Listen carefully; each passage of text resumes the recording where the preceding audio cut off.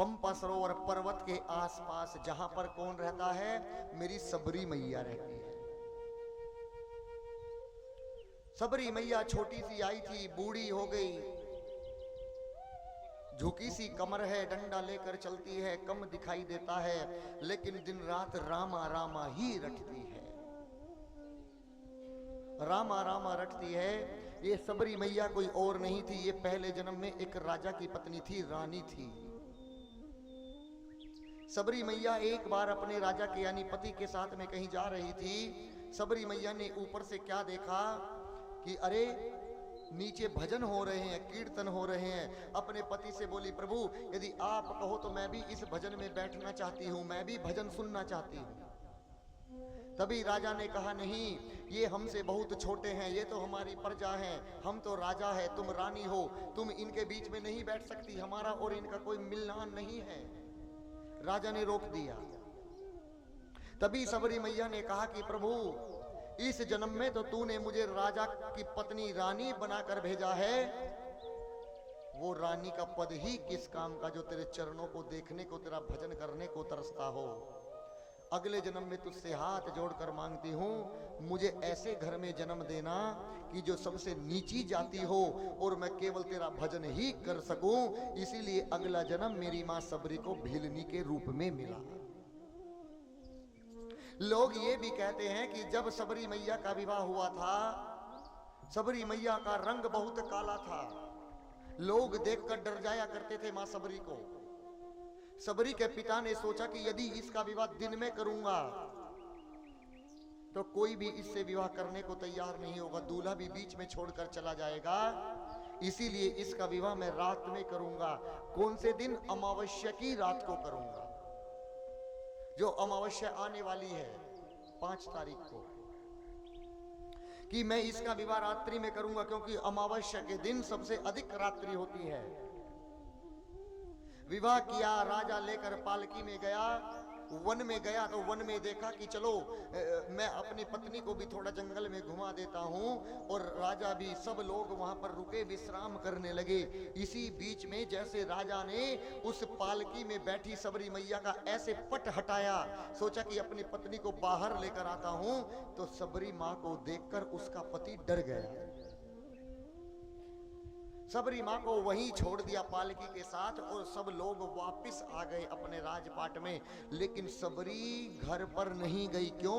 सोचा कि मेरे पति मेरा दूसरा विवाह करेंगे, मुझे ऐसे ही दूल्हे लोग छोड़ते रहेंगे, तो मैं क्यों विवाह करूं?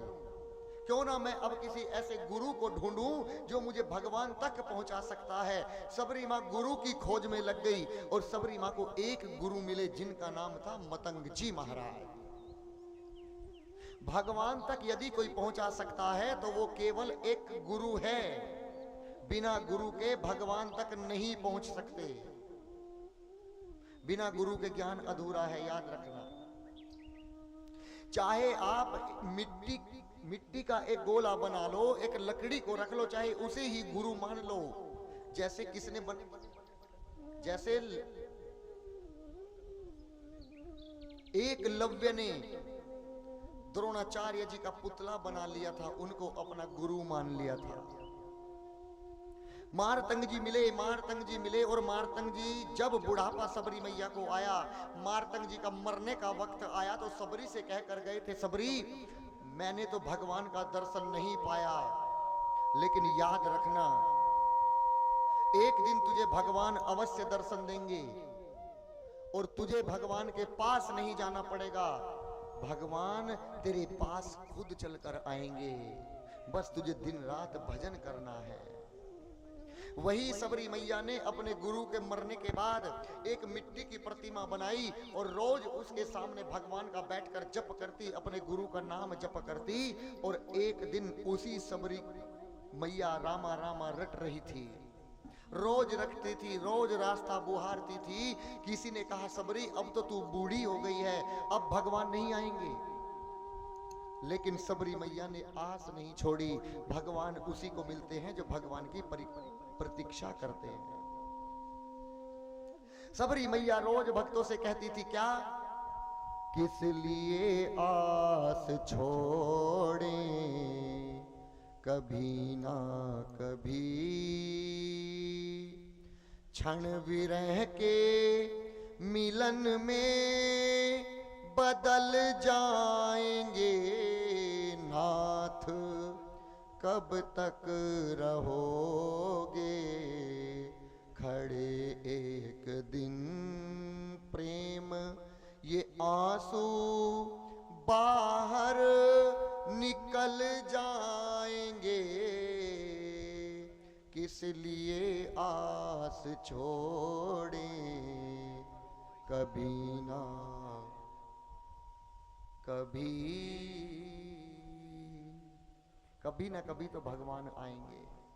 और सबरी मैया रोज कहती थी, ए जी रामा रामा रटते रटते बीती रे उमरिया, रामा रामा रटते रटते बीती रे उमरिया, रामा रामा रटते रटते बीती रे उमरिया, रामा रामा रटते रटते बीती रे उमरिया, रघुकुल नंदन कब आओगे, रघुकुल नंदन कब आओगे, भिलनी की डगरिया, रामा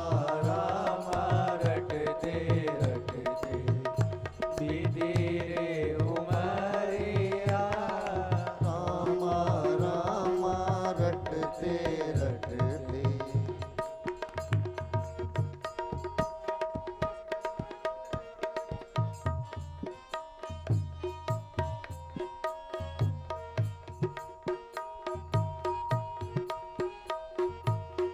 मैं सबरी भिलनी की जाई, भजन भाव नहीं जानू रे, मैं सबरी भिलनी की जाई, भजन भाव नहीं जानू रे, राम तुम्हारे दर्शन के हित वन में जीवन पालू रे, राम तुम्हारे दर्शन के हित वन में जीवन पालू रे, चरण कमल से पावन कर दो, चरण कमल से पावन कर दो, दास की झोपड़िया, रामा रामा रटते रटते बीती रे उमरिया,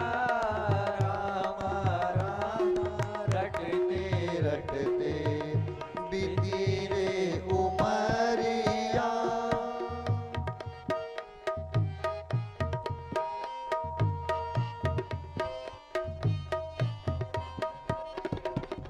रोज सवेरे वन में जाकर रास्ता साफ कर आती हूँ, रोज सवेरे वन में जाकर रास्ता साफ कर आती हूँ, और अपने प्रभु की खातिर चुन चुन कर फल लाती हूँ, और अपने प्रभु की खातिर चुन चुन के फल लाती हूँ,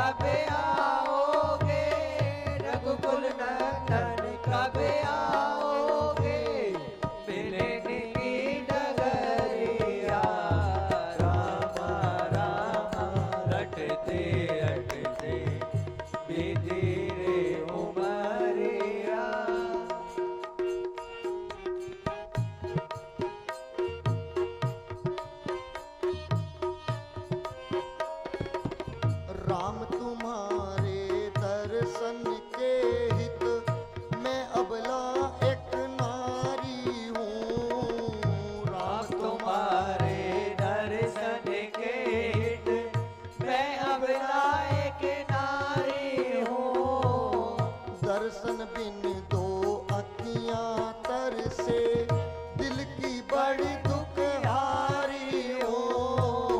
दर्शन बिन दो अखियां तरसे, दिल की बड़ी दुखहारी हो।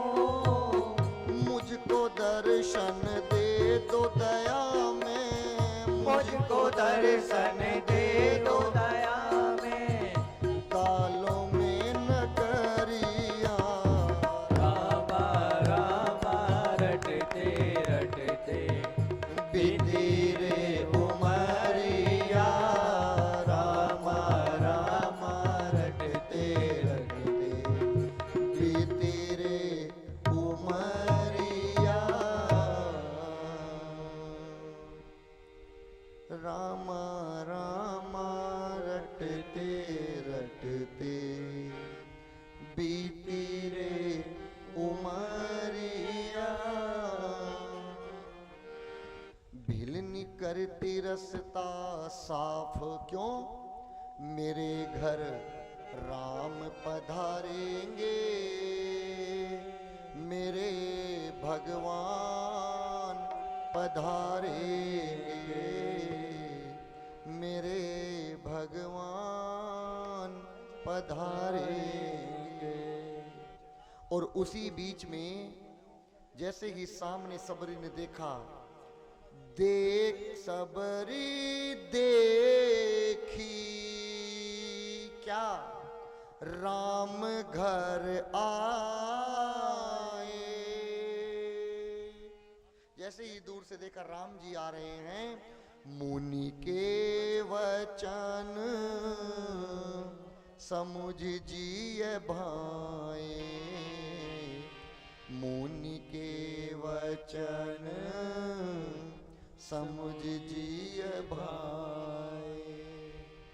जैसे ही रघुनाथ जी आए तो भगवान के चरणों में जो फूल सजा रही थी मां, एक पुष्प भगवान के चरणों के ऊपर रखा गया। मां ने कहा कि मेरे रास्ते से हट जाओ, क्योंकि मां को रोज लोग परेशान करते थे कि तेरे राम नहीं आएंगे। मां ने सोचा आज फिर मुझे कोई परेशान करने आ गया। बोली मेरे मार्ग से हट जाओ। क्यों? मेरे भगवान आने वाले हैं, मैं उन्हीं के लिए पुष्प सजा रही हूं। भगवान ने कहा मां किसको कह रही हो? तभी मां ने देखा कि दो खड़े हैं, कांधे पर धनुष है, कमर पर बाण है, पीले वस्त्र पहने हैं भगवान, नंगे पांव। पूछा कि आप कौन हैं? यहां पर दर्शन करो। जब उनके गुरु मार्तंग जी इस दुनिया से गए थे, जब मरे थे, तो सबरी मां को 5 पहचान बता कर गए थे कि जब राम जी आएंगे तो याद रखना 5 पहचान मिला लेना। यदि ये 5 पहचान मिल गई तो समझ लेना कि राम है, और यदि इन 5 में से एक भी पहचान ना मिली तो समझ लेना राम नहीं है, कोई और है। कौन सी थी वो 5 पहचान?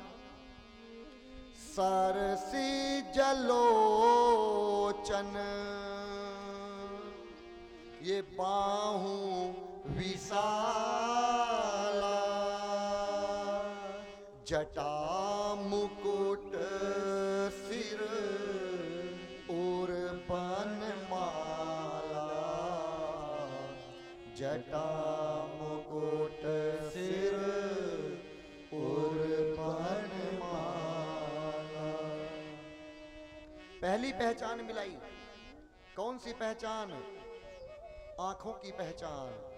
सरसी जलोचन, कि उनकी आंखें बिल्कुल कमल के फूल की पंखुड़ियों की तरह लग रही थी।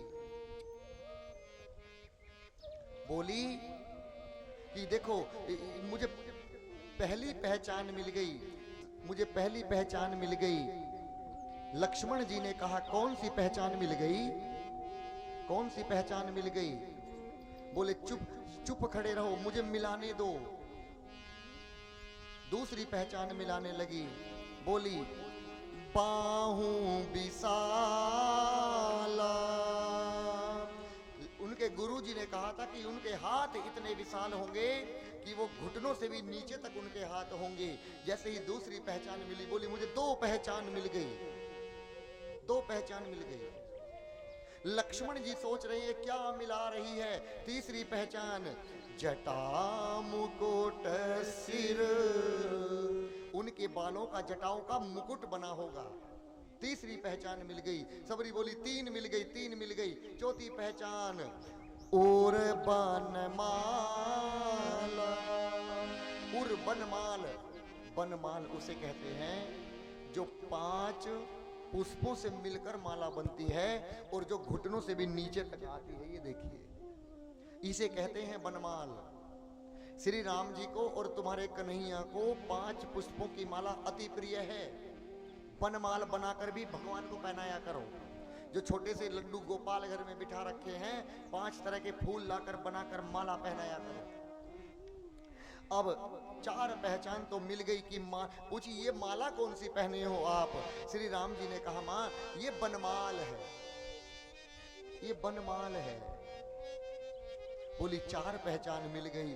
अब यहां पर देखिएगा, जिसने बचपन से लेकर बुढ़ापे तक धन इकट्ठा किया हो, एक पोटली तैयार की हो और वो पोटली बुढ़ापे में खो जाए तो कैसा लगेगा? दुख होगा ना। मां सबरी को 5 पहचान बताई थी।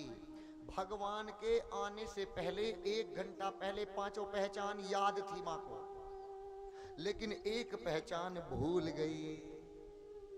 जब 5वीं पहचान भूल गई तो मेरी मां कुछ कहना तो चाहती है लेकिन कह नहीं पा रही है। मां के होठ बंद हो गए। कैसे? जुबां बंद होगी मगर बात होगी। मां के होठ बंद हो गए और मां की आंखें बोलने लगी। कैसे? असुर टपकने लगे, आंसू टपकने लगे। भगवान को दया आई और भगवान ने ऊपर से, मां तो नीचे बैठी है, मां के सिर के ऊपर हाथ किया और 5वीं पहचान मेरे रघुनाथ जी ने मां को याद दिला दी। 5वीं पहचान कौन सी थी? मां ने पूछा आप दोनों कौन हैं? राम जी ने कहा श्याम गौर। ये गुरु जी कहकर गए थे कि वो श्याम गौर 2 भाई होंगे, एक काले और एक गोरे होंगे। श्याम गौर सुंदर 2 भाई। जैसे ही कहा श्याम गौर सुंदर 2 भाई, माँ ने पूछा आपका नाम क्या है? राम जी ने कहा माँ मेरा नाम राम और ये मेरा छोटा भाई लक्ष्मण, हम अयोध्या से आए हैं। अरे जैसे ही कहा सबरी पड़ी चरण लेपटाए, सबरी पड़ी चरण लेपटाए। सबरी मां ने भगवान के चरणों को पकड़ लिया, अपनी आंखों के आंसुओं से भगवान के चरणों को धो दिया मां ने। कितनी भाग्यशाली है सबरी मां कि जिनके चरणों को देखने को ब्रह्मा जी भी तरसते हैं, सब मुनि संत ब्राह्मण तरसते हैं। आज वही सबरी भगवान के चरणों को अपने आंसुओं से धो रही है। मां अंदर लेकर गई। मां सोच रही है कि भगवान को किस आसन पर बिठाऊं, भगवान के पास कुछ भी नहीं है। तभी मां ने एक खाट देखी और कहा ए जी टूटी फूटी खाट, खाट पर बिछा पुराना था, राम मेरे आ जाओ। टूटी फूटी खाट, खाट पर बिछा पुराना था, राम मेरे आ जाओ। राम मेरे आ जाओ, राम मेरे आ जाओ, राम मेरे आ जाओ, राम मेरे आ जाओ। चित्रकूट थे घाट, घाट पर सबरी देखे बा, राम मेरे आ जाओ, राम मेरे आ जाओ, राम मेरे आ जाओ। भगवान को बिठाया और इसके बाद में भगवान ने कहा, माँ मुझे बहुत जोर से भूख लगी है, माँ बहुत भूख लगी है, माँ कुछ खाने को दो। माँ बेर लेकर आई थी, कंदमूल। माँ झूठे कर कर कर भगवान को खिलाने लगी, भगवान को खिला रही है माँ। लेकिन दर्शन करो, भगवान तो खा रहे हैं, लक्ष्मण जी वो झूठे बेर समझकर फेंक रहे हैं। खट्टे हो चाहे मीठे फिर भी राम खा रहे, फिर भी राम खा रहे।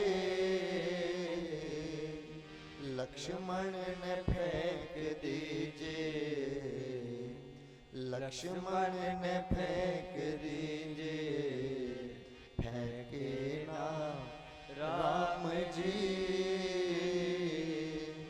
अरे बिलनी समारे रास्ता आएंगे राम जी,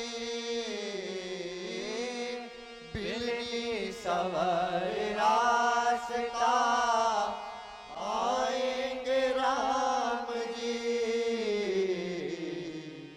मेरा विधन्य जीवन, मेरा विधन्य जीवन बनाएंगे राम जी,